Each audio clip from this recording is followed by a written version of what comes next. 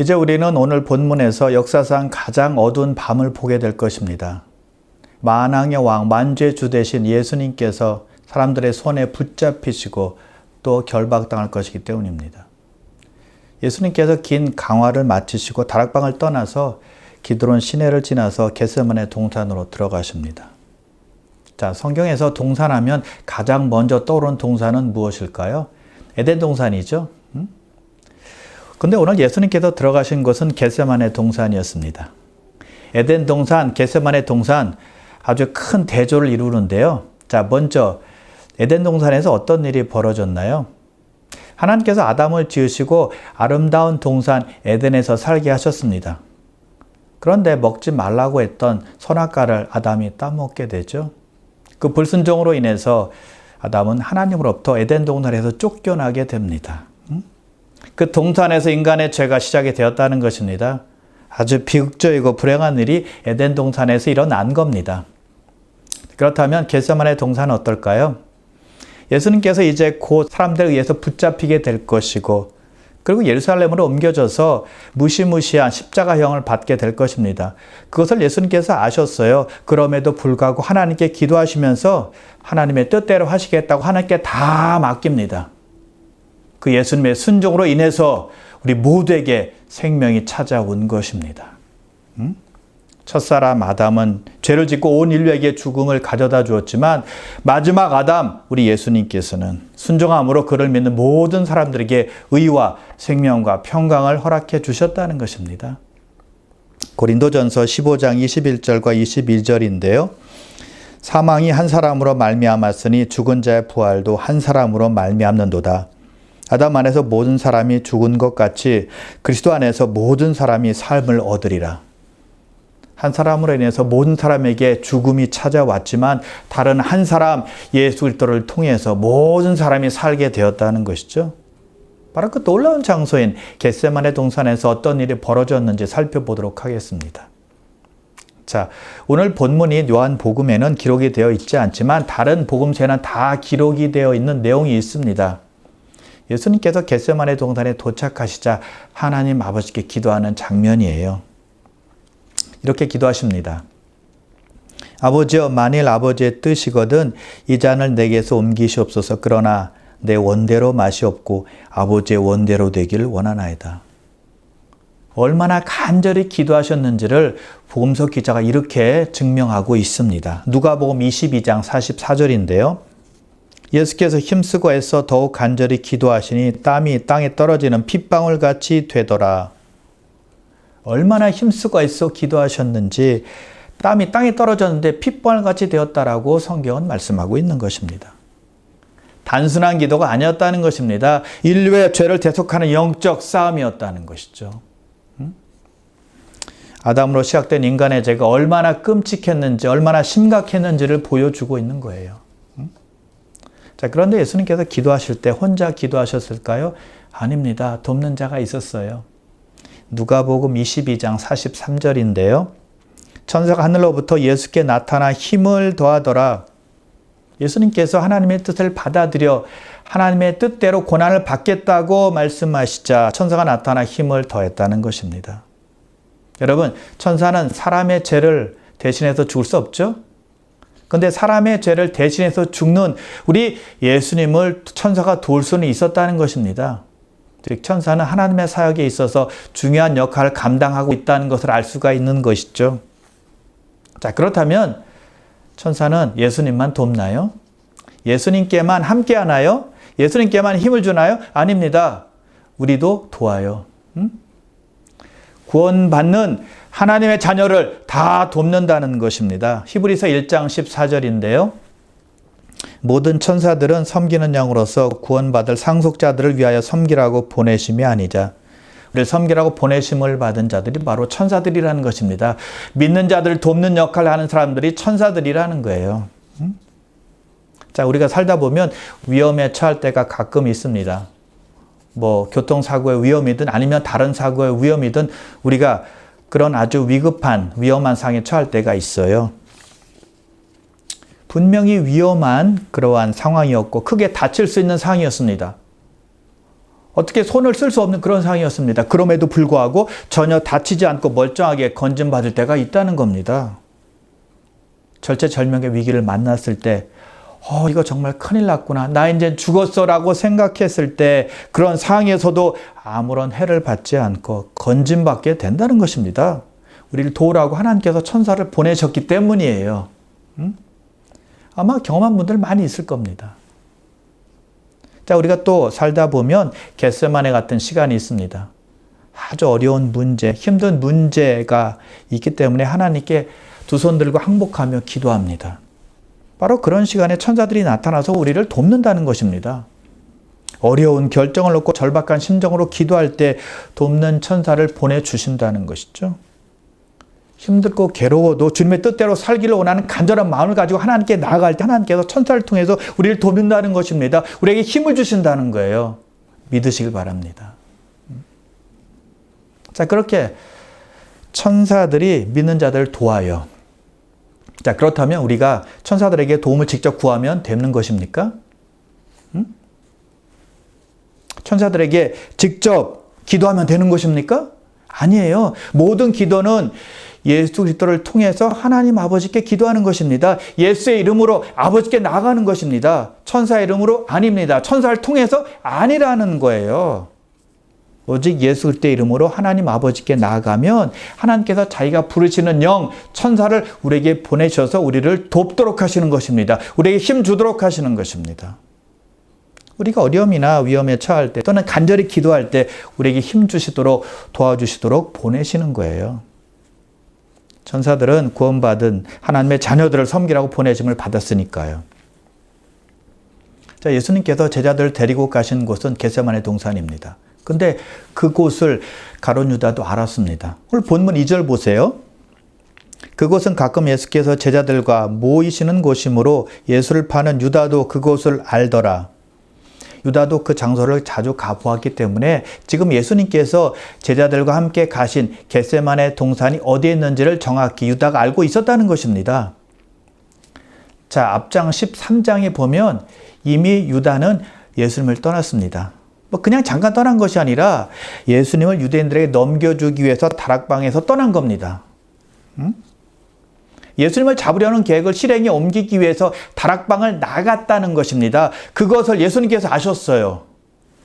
그럼에도 불구하고 예수님은 유다가 아는 곳으로 갔다는 겁니다. 무슨 뜻일까요?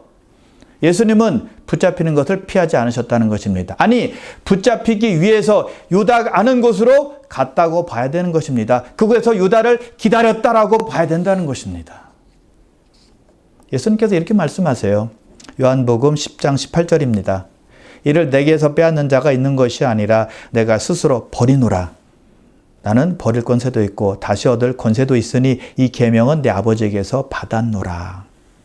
누가 예수님의 목숨을 빼앗는 것이 아니라 스스로 목숨을 내놓으신다는 것입니다. 스스로 죽으신다는 거예요.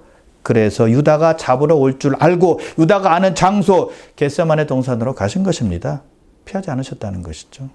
자, 그래서 4절에 보니까 예수께서 당할 일을 아시고라고 성경은 기록되어 있다는 것입니다. 예수님께서 유다가 올 줄 아셨다는 것입니다. 유다가 많은 사람을 데리고 예수님을 잡으러 올 줄 아셨다는 거예요.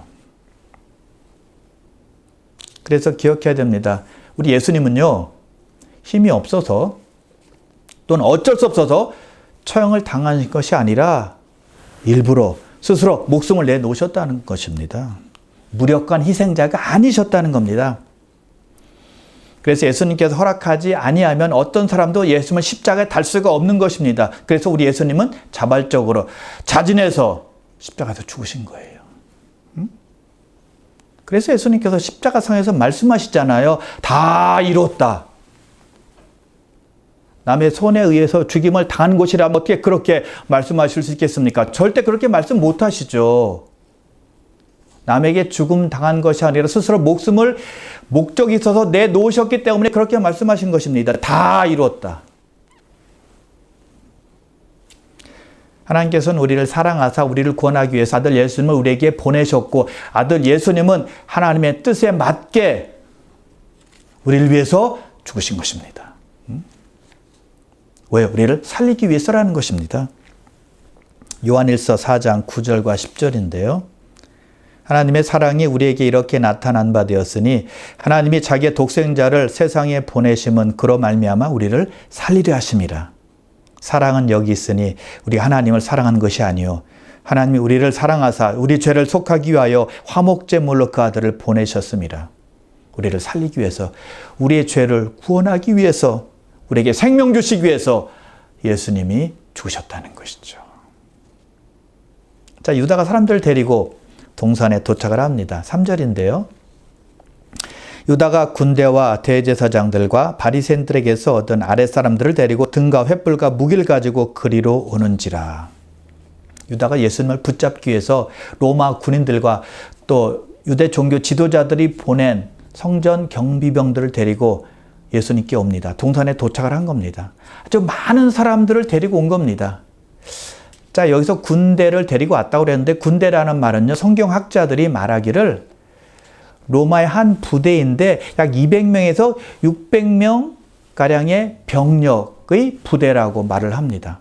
자, 그래서 유다가 데리고 온 사람들은요, 적은 숫자가 아니었다는 것입니다. 군인들 200명 최소한 플러스 성전을 지키는 경비원까지 포함해 보세요. 300명 정도는 되었다는 것입니다. 만약을 대비해서 그렇게 많은 사람들 데리고 온 것 같아요. 최악의 상황까지 고려했던 것 같아요. 아주 만반의 준비를 다 하고 온 것입니다. 자, 그리고 그들은 등과 횃불과 무기를 가져왔다고 그랬습니다. 많은 군대 병력도 모자라서 무기까지 소지하고 온 겁니다. 밤이니까 등이나 횃불은 필요했을 것입니다. 근데 무기를 가지고 왔어요. 자, 무기를 들고 왔다는 말은요, 예수님을 아주 위험한 범죄자로 여겼다는 말이잖아요. 무기가 없이는 제압할 수 없는 아주 악한 사람이다라고 여긴 거 아닙니까? 와, 이건 예수님을 정말 모독하는 거 아니에요? 예수님께서 이렇게 말씀하세요. 마가복음 14장 48절입니다. 너희가 강도를 잡는 것 같이 검과 몽치를 가지고 나를 잡으러 나왔느냐? 예수님께서요, 지금 기가 차서 하시는 말씀입니다. 그들은요, 우주의 창조주이신 예수님을 아주 그냥 보잘것없이 인간이 만든 무기로 상대하겠다는 것입니다. 그 무기로 예수님을 체포하겠다는 겁니다. 얼마나 우스꽝스러운 일인지 몰라요. 얼마나 무지한지를 스스로 드러낸 겁니다. 그들 스스로 어리석음을 나타낸 거예요. 유다는 은 30에 예수님을 팔기로 유대 종교 지도자들과 합의를 했죠. 은 30은 그 당시에 종 한 사람의 몸값이었습니다. 노예 한 사람의 몸값이었다는 것입니다. 우리 예수님을 노예 한 사람의 몸값 정도로 생각한 것입니다. 나와 아버지는 하나이니라 라고 예수님께서 말씀하시자 유대인들이 저거는 신성 모독죄다 라고 말했습니다. 신성 모독죄가 아닙니다. 예수님 하나님이시니까요. 반대입니다. 온 우주의 주인이 되시고 만물의 만왕의 왕이신 예수님을 지금 하찮은 존재로 여기고 있는 것은 지금 누군데요? 유다가 데리고 온 모든 사람들이었다는 것입니다. 유대인들이었다는 것입니다. 그들이 지금 신성 모독을 하고 있는 거예요. 예수님을 가장 천한 사람으로 지금 여기고 있으니까요. 자, 유다는 예수님을 체포하러 온 무리 중에 가장 선두에 서 있었습니다. 로마 군인들을 데리고 왔고요. 그리고 성전을 지키는 경비병들까지 그를 따르고 있습니다. 아마 우쭐했을걸요? 아마 자만심으로 가득 찼을 것입니다. 근데 유다는 누굽니까?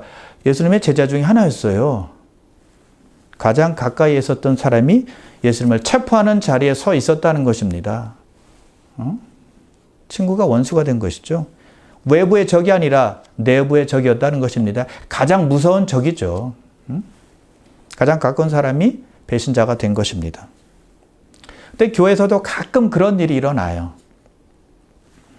하나님의 사역을 반대하는 사람들 중에 교회에서 아주 중요한 역할을 맡은 사람이 그런 반대자가 될 때가 있다는 것입니다. 슬픈 일이죠. 가슴 아픈 일이고요. 아주 힘든 시기가 될 수 있다는 것입니다. 그러므로 우리는요, 내 생각이나 내 경험이나 내 의견은 좀 내려놓고 하나님의 뜻이 무엇인지 고민하며 기도하며 하나님의 뜻대로 겸손하게 우리가 나아가 될 줄 믿습니다. 자, 같은 내용이 있는 누가복음 22장에 보면 유다가 겟세마네 동산에 도착하자 예수님께로 가까이 와서 예수님께 입맞춤을 하는 장면이 나옵니다. 그때 예수님께서 유다에게 이렇게 말씀을 하세요. 유다야, 내가 입맞춤으로 인자를 파느냐? 입맞춤은 친밀함과 존경심의 표시인데 유다는 그 사랑의 상징을 배신의 도구로 사용했던 것입니다. 자, 당시에 제자들은 자기 스승에게 입맞춤으로 인사를 했는데요. 그것은 복종과 헌신의 상징이었습니다. 그러나 유다의 입맞춤은 가짜였어요. 자기가 데려온 사람들에게 예수가 누구인지를 알리기 위해서 예수님께 입맞춤을 했다는 것입니다. 자기를 사랑해 준 스승을 파렴치한 인간 유다였다는 것이죠. 유다는 마음에도 없는 입맞춤을 예수님께 한 것입니다. 자, 그렇다면 우리는 어떨까요? 마음에도 없이 주님을 사랑한다고 고백하지는 않았습니까? 사람들이 있으면 예수님을 사랑하는 척, 잘 아는 척, 신앙생활 잘하고 있는 척, 거룩한 척, 경건한 척, 주님을 경외하는 척 하진 않았습니까? 그렇다면 우리도 유다의 죄를 짓는 것이다라고 볼 수 있는 것입니다. 유다는 지금 겟세마네 동산에서 예수님께 입맞춤을 하고 있고요. 또 전에 예수님을 따라다닐 때 예수님에게 입맞춤을 많이 했을 것입니다. 그런데 한 번도 예수님을 정말 진심으로 사랑해서 예수님을 경외해서 입맞춤을 한 적은 한 번도 없었어요. 마음으로는 딴 생각을 하고 있었지만 남들 앞에서 스승을 사랑한 것처럼 행동한 것이죠. 그래서 우리가 주님을 사랑하지 않으면서 사랑하는 척 한다면 유다와 별반 다를 것이 없다는 거예요. 여러분, 우리 예수님은 우리가 주님을 진심으로 사랑하기를 원하십니다. 진심으로 우리 하나님을 경외하기를 원하십니다. 그러므로 귀한 성도 여러분, 저와 여러분 모두 우리 예수님을, 우리 하나님을 뜻을 다해서, 마음을 다해서, 힘을 다해서 사랑하시기를 주님의 이름으로 축복합니다. 유다가 많은 사람들을 예수님께 데리고 오자 예수님께서 말씀하세요. 너희가 누구를 찾느냐? 그러자 그들이 나사렛 예수라. 그래서 예수님께서 내가 그니라라고 그들에게 대답해 주십니다. 자, 근데 내가 그니라라고 그들에게 말씀하실 때 놀라운 일이 벌어집니다. 그렇게 말씀하실 때 그 사람들이 뒤로 물러서면서 땅에 엎드러지게 돼요. 예수님의 능력이 나타난 것입니다. 한 사람도 빠짐없이 예수님을 잡으러 온 사람들이 꼭 썰물이 밀려나가듯이 뒤로 밀려나다가 땅바닥에 넘어진 거예요. 꼭 영화의 한 장면처럼요. 꼭 연기하는 사람들처럼요. 자, 그렇다면 여러분, 그 상황을 주관한 사람은 가룟 유다가 아니었다는 것입니다. 로마 군인들도 아니었다는 것입니다. 성전을 지키는 경비병들도 아니었다는 것입니다. 그 상황을 주관하는 사람은 예수님이었다는 것이죠. 원하시면 그들을 말씀 하나로 제압할 수 있다는 것을 보여주신 것입니다. 그런데 그런 예수님을 제압하기 위해서 무기를 들고 왔어요. 말도 안 되는 일이죠. 많은 병사를 데리고 왔습니다. 그럼 예수님을 이길 수 있나요? 안 되죠. 상황을 주도하는 분은 예수님이라는 것입니다. 즉 무슨 말이냐? 예수님의 생명은 누가 뺏는 것이 아니라 예수님 스스로 버리신다는 것입니다. 버릴 권세 예수님께 있고요. 다시 얻을 권세 예수님께 있다는 것입니다. 그것을 그들에게 직접 보여주신 것입니다. 예수님이 주권자이시고 상황을 주도하시는 분이고 상황을 컨트롤하시는 분이다라는 것을 그들에게 증명해 보이신 것입니다. 그래서 여러분, 우리 삶의 주관자가 누구일지 분명히 해야 되는 것입니다. 내가 아니라 하나님이시라는 것입니다. 돈도 권력도 내 능력도 아니라는 것입니다.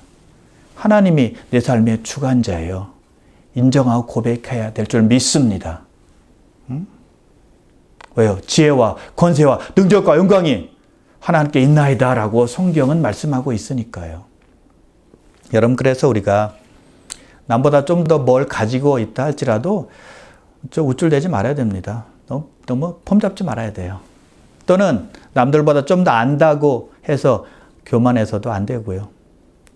또 남들보다 잘할 수 있는 능력이 있다고 그래서 뭐 기술이 좋고 또 어떤 재능이 있고 소질이 있다 할지라도 잘난 척하지 말아야 돼요. 피조물이 누리갈 일은 단 한 가지라는 것입니다. 창조주 대신 우리 하나님께 납작 엎드리는 겸손함이 우리에게 필요한 것이죠. 하나님께서 우리를 엎드리게 만드시기 전에 말이죠. 그리고 주님께서 이렇게 말씀하십니다. 8절인데요. 너에게 내가 근일하였으니 나를 찾거든 이 사람들이 가는 것은 용납하라. 응?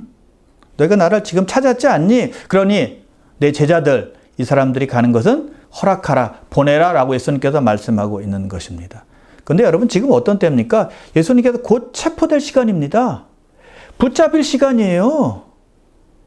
그런데 예수님께서는 그 시간까지도 제자들을 보호하신다는 것입니다. 끝까지 하는 사랑이라는 거예요. 요한복음 17장 12절에 보면 예수님께서 이렇게 말씀하셨죠. 내가 그들과 함께 있을 때 내게 주신 아버지의 이름으로 그들을 보존하고 지켰나이다. 끝까지 보호하시겠다고 선언하시고 그 약속을 지키신 것입니다. 체포되는 그 순간까지 제자들을 지키시고 사랑하신 것입니다. 여러분 그래서 우리가 어떤 어려움이 있을지라도 어떤 힘든 일에 처하게 될더라도 꼭 기억해야 됩니다. 너무 두려워하지 마시고 너무 염려하지 마시고 나에게 주신 사명 잘 끝까지 감당하는 것입니다. 왜요? 하나님께서 우리를 보호하신다고 약속하셨으니까요. 우리를 지키시겠다고 말씀하셨으니까요. 우리 함께 하셔서 도우시겠다고 말씀하셨으니까요. 천사를 보내주셔서 힘주시겠다고 말씀하셨으니까요. 바로 그때 베드로가 대제사장의 종을 쳐서 오른쪽 귀를 베어버립니다. 여러분 이것은요 아주 지혜 없는 열심의 한 좋은 예라는 것이죠. 지혜 없는 열심입니다. 바울도 예수 믿기 전에 주님께서 그에게 나타나시기 전까지 얼마나 유대교에 헌신했는지 모릅니다. 그 열심은 정말 대단했습니다. 예수 믿는 자들을 감옥에 다 집어넣었잖아요. 그런데 헛된 열심이었다는 것입니다. 자, 바로 이 장면을 누가복음에 보면 예수님께서 베드로에게 이렇게 말씀을 하십니다. 이것까지 참으라라고 말씀하시면서 종의 귀를 만져서 그 종의 귀를 고쳐주십니다. 그리고 베드로에게 이렇게 책망하세요. 오늘 본문 11절인데요. 칼을 칼집에 꽂으라. 아버지께서 주신 잔을 내가 마시지 아니하겠느냐. 베드로를 꾸짖으시면서 아버지가 주신 고난의 잔 십자가의 길을 내가 가겠노라 라고 예수님께서 말씀하고 있는 것입니다. 베드로는 예수님을 위해서 열심을 냈지만 잘못된 열심이었다는 것입니다. 잘못된 방식이었어요. 그래서 여러분 모든 열심이 하나님을 감동시키는 것은 아니에요. 모든 열정이 하나님께 인정받는 것은 아니라는 것입니다. 우리의 노력 수고가 항상 하나님을 기쁘시게 드리는 것은 아니라는 것입니다. 아마 베드로는 자기가 한 말 때문에 그런 행동을 했을 것 같아요. 베드로가 이렇게 선언했거든요. 다른 사람이 주님을 다 버릴지라도 저는 주님을 결코 버리지 않겠나이다. 죽을지언정 주님을 부인하지 않겠습니다. 주님과 함께 오기도 하고 죽는 데에도 함께 하겠습니다.